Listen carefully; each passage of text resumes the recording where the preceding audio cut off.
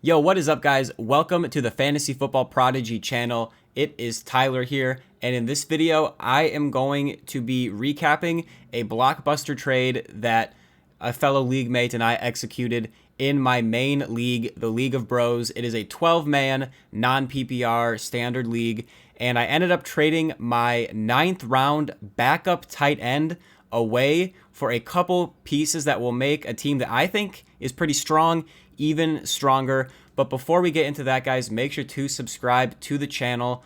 We're going to be dropping some more fantasy football content later on and right now. And basically, I'm going to be dropping a couple types of videos on this channel. Some of it's just going to be, like tidbits of information, my thoughts on certain fantasy players and stuff like that. And then I'm also I want to integrate some of the leagues that I'm actually in into this channel so you guys can get kind of a first-hand look at what I'm doing in my leagues.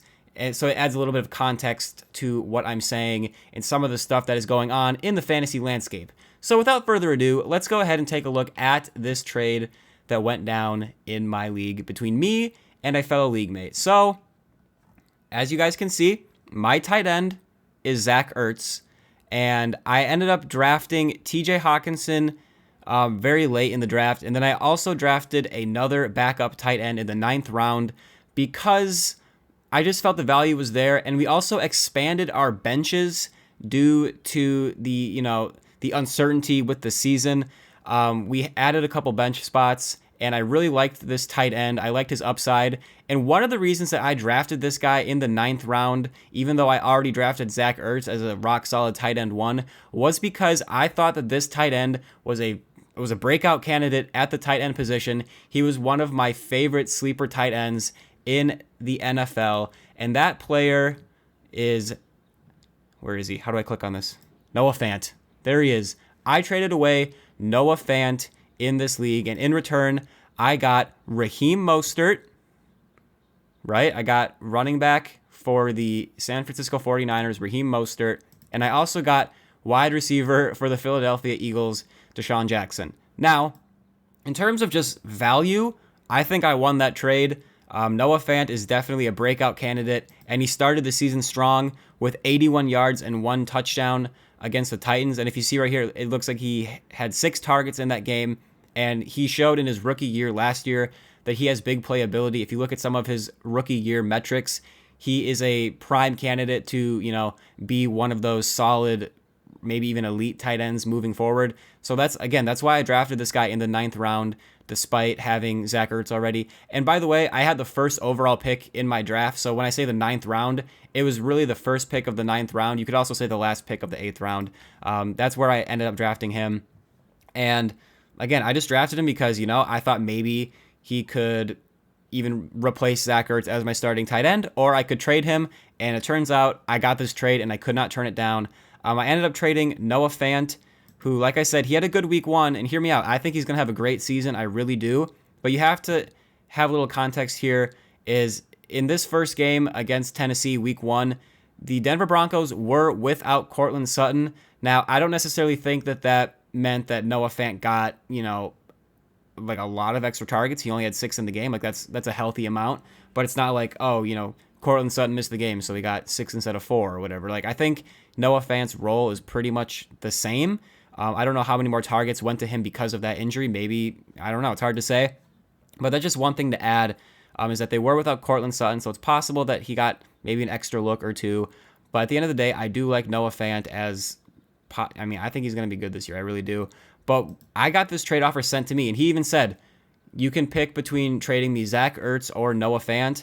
And it was hard for me to pick against sending away Noah Fant because I drafted Zach Ertz to be my starting tight end, and he did get in the end zone week 1. And I know the hype right now is all about Dallas Goedert, but I think even if Goedert breaks out, he already has kind of broken out, even last year, but I think that they can both coexist and be very good fantasy tight ends. So I kept Zach Ertz, I sent away Noah Fant, and in return, like I said, I got Raheem Mostert, who he had a very good week 1. This is non-PPR again. He had over 20 points in week 1 against the Cardinals. You can see it says right here, he had 15 carries for 56 yards. He caught 4 or 5 targets for 95 yards. It says his longest reception was a 76-yard touchdown. So obviously that boosted his fantasy day. That pretty much made his week, right? So with that being said, like, Raheem Mostert, he's difficult for me. Like, I like him as a player. I dropped him in Dynasty actually last year before, things happened where he became like the starter. I had Tevin Coleman and I dropped Raheem Mostert before, Mostert got thrusted into the starting role and ended up being a very good player. So part of me wants to believe that he's worse than he is. But in reality, he's a good player. He's on, a good offense theoretically with a good coordinator, good head coach. And I didn't love Raheem Mostert coming into the draft season, but he's a solid running back too on my team, and he's gonna pretty much start every week. And it didn't really make sense for me to hold on to 2 tight ends when I already have Zach Ertz, I have Noah Fant, and I have TJ Hawkinson, who also had a pretty good week 1 as well. So this made all the sense in the world to trade for this running back, just value-wise. Even though like I said, I don't necessarily love Mostert as like a top-end RB1. I don't know if anyone really does. He's a solid running back. And then I also got Deshaun Jackson in this trade as well. He did not have a very good week 1. Okay, he just had a scheduled off day. So he's a little bit older. I'm not saying he's like an elite wide receiver, but he is a guy that at some point could, find his way into the flex position at some point if, injuries or something fall just the wrong way. And yes, I am 0-1 in this league despite having the 5th most points in the league. So I was, a little bit better than average, but I played the team that had, did he have the most points in the league? Yep, I played the team that had the most points in the league. So that's usually just how it goes in fantasy football, right? So now let's just take a look at my roster. Again, we can take one final look at why I made this trade and how it will benefit me moving forward. And then I also want to touch on a couple players, maybe 1 or 2 in my lineup that I've also considered moving in terms of trades. And here we go. I have Raheem Mostert on my team now. He's going up against the Jets. I got him and McCaffrey at my running back spot. And then obviously these are my wide receivers still. Lockett and Godwin. Godwin will be out. I will have to take him out of my lineup. I will probably drop a video tomorrow where I go over just setting my lineups across my league so you can kind of see what my decision-making process looks like. Still got Zach Ertz at tight end. And then this is a player that I wanted to talk about also in this video is Chris Carson. He is a guy that I want to say this carefully, all right? I don't want this to be taken out of context. I wanted to trade Chris Carson last week, but not for pennies on the dollar. You know what I'm saying? Because he had a very good week. He's RB7 in this league, in this format. He got in the end zone twice, but here's the thing. He had 6 carries in the game. Carlos Hyde had 7. So that right there is a red flag to me, but he did have 45 receiving yards, and he got in the end zone twice on receptions. He had 6 targets, caught all 6 of them. So like obviously, he had a good game. Chris Carson is a guy that I think is a good player. He can be a 3-down back, and it just kind of worried me a little bit, his workload, especially in comparison to Carlos Hyde. And when you consider that the Seahawks were winning this game pretty thoroughly throughout. I know the score, it says they won by 13, but they were winning by even more than that throughout the game. And they still just kind of aired it out. It's a little different mentality for Seattle, but that's what they decided to do in this game. So I was trying to, pair him with maybe another player, Noah Fant a lot of times, for an upgrade at running back. And I couldn't really get anything to work, so I didn't force a trade. I didn't sell him for cheap because you also do have to remember that Chris Carson is coming off of a fractured hip, and this is his first game back from that injury.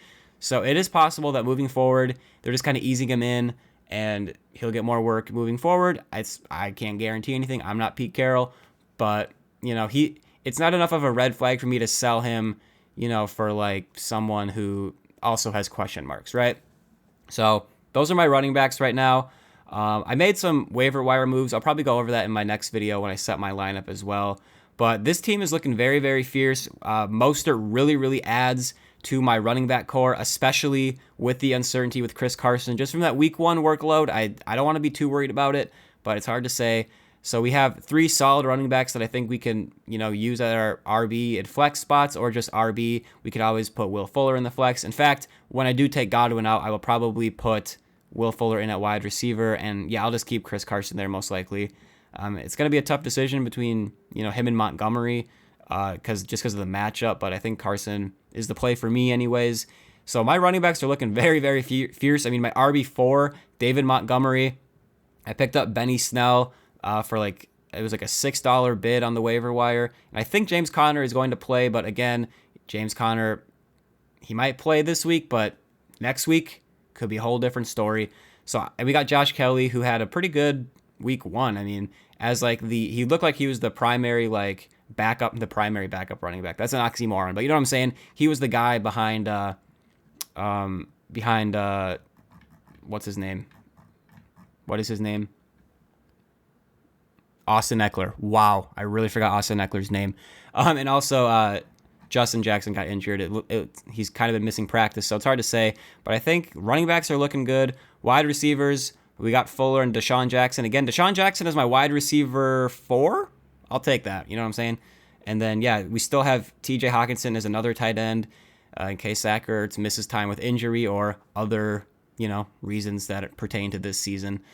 So, yeah, that is a big trade that I made in my league, and I just kind of wanted to recap that trade just to give you an idea of kind of like, I don't like to draft to trade players, but when I drafted Noah Fant, it was just I just drafted him for his value because I believed in the player. It was sort of like a best player available type of thing.